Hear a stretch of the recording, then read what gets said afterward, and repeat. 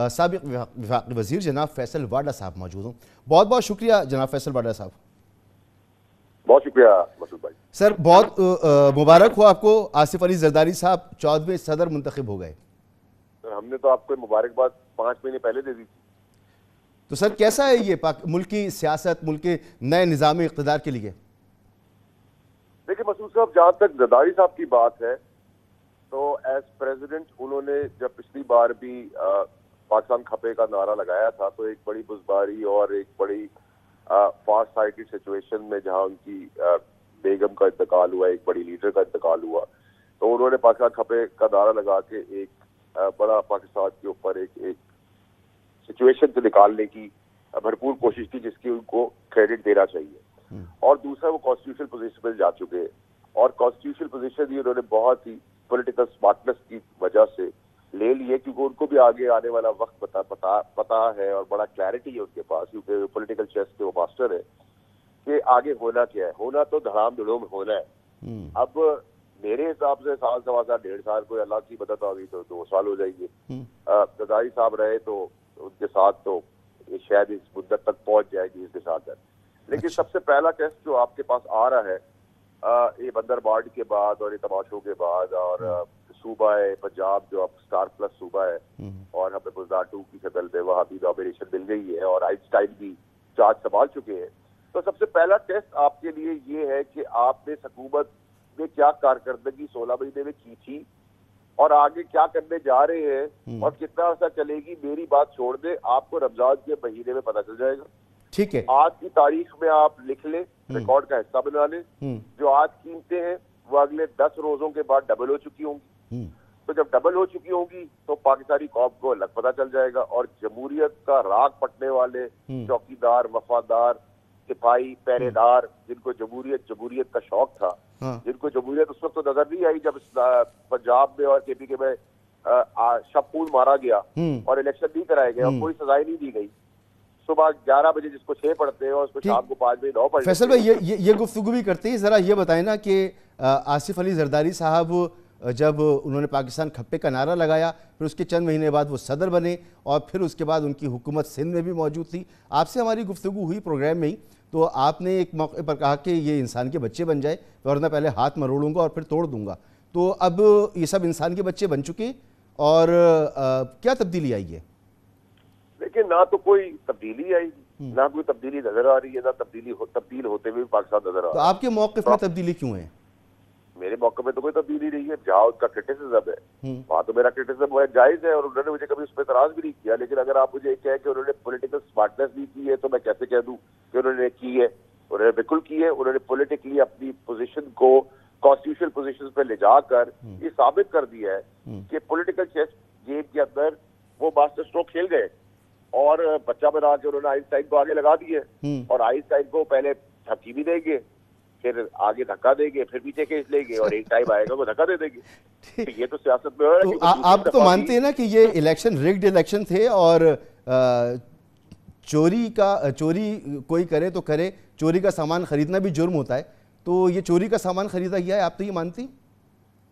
मसूद भाई 2013 में भी चोरी हुई थी, 2018 में भी चोरी हुई थी, 2024 में भी चोरी हुई है और अगले इलेक्शन में भी चोरी होगी। कम और ज्यादा की और बहस कर सकते हैं आप। अच्छा, आने वाले इलेक्शन में चलिए ये बताएं कि ये धड़ाम धुड़ूम जो है ये क्यों होगा? क्योंकि इस वक्त आसिफ अली जरदारी साहब सदर बन चुके और अब तो सूरत हाल ये लग रही है कि सेनेट में भी ये हुकूमत अच्छी खासी सेनेटर्स लेकर आ जाएगी और 2/3 मेजॉरिटी हासिल कर लेगी दोनों ऐवानों में। तो ये तो बड़ी मजबूत हुकूमत होगी। सर मजबूत क्या, ये PDM2 की मजबूत हुकूमत $24 बिलियन कहाँ से देगी? IMF प्लान को रिस्ट्रक्चर कैसे करेगी? ये इंटरेस्ट रेट को नीचे कैसे लाएगी? नान को 10 रुपए कैसे करेगी? 5 रुपए की चाय कैसे करेगी? पेट्रोल जो जमहूरियत आते साथ ही 11 रुपए बढ़ गई है उसको 25 रुपए नीचे कैसे लाएगी? लाइट और गैस के और सुई गैस के और बिजली के बिल नीचे कैसे लाएगी? रोजगार कैसे देगी? और किराया आम आदमी कैसे भरेगा? उनके बच्चों को स्कूल कैसे मिलेगा? उनके माँ बाप को दवाइयाँ कैसे मिलेगी? उनके नंगे पैर में चप्पलें कैसे आएगी? पाकिस्तान की तकदीर कैसे बदल जाएगी? जिन्होंने 40 साल में बिगाड़ किया, जिन्होंने अभी 16 महीने तबाही की, अपने केसेस माफ कराए और बदतरीन हुकूमत चलाई, उनसे आप एक्सपेक्ट करें ये सब कुछ वो कर देगी, तो आपको ये जमहूरियत भी मुबारक हो, आपको ये पाकिस्तान भी मुबारक हो और पाकिस्तान के मसाइल भी मुबारक हो। आप तो बार बार जमहूरियत ऐसे कह रहे हैं जैसे कि पाकिस्तान की जमहूरियत कोई इंग्लैंड की जमहूरियत है। जो हमारी जमहूरियत है उसका हाल आपको भी पता है, हमें भी पता है। ये बताएं कि हर निज़ाम तश्कील दिया जाता है और कुछ इजाज़तें चाहिए होती हैं, कुछ परमिशंस चाहिए होती हैं इन ओहदों पे पहुंचने के लिए। तो ये पूरा निज़ाम तश्कील देने वाले क्या इस निज़ाम को 1-1.5 साल भी नहीं के बाद नहीं चलने देंगे क्या? वो तो चलाएंगे ना सर।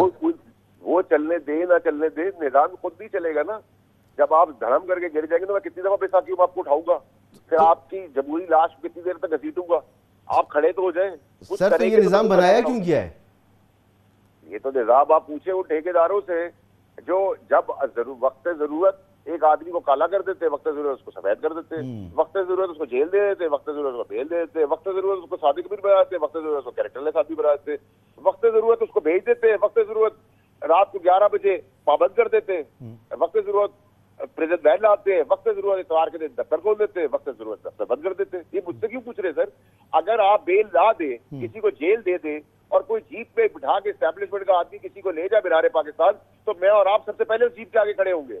लेकिन बेल आप देते हैं, गिला आप दूसरे से करते हैं, ये पॉसिबल नहीं है ना सर। आप अपना काम कर लें, दूसरा काम में टांग अड़ाएगा तो उसके आगे आगे खड़े हो जाएगी। तो आपको लग रहा है कि आगे भी टांगे अड़ाई जाएंगी? सर आप अदालती निजाम की बात करें तो वो तो टांगे अड़ना शुरू हो गई है। 44 साल बाद आपको भुट्टो साहब का केस मिल गया है, जो मेरी पैदाइश से पहले मुझे पता था कि वो जुडिशियल मर्डर हुआ है। तो 44 साल बाद आपको बाकी कितने मिल जाएंगे। 145 147 का ड्रामा जो है उसमें आप चने और छोले का है और वो उसका 3-4 को मिल जाएगा, बाकी सब रुकते रहेगी। 2007 के भी इलेक्शन के आज तक केसेस पेंडिंग है भाई।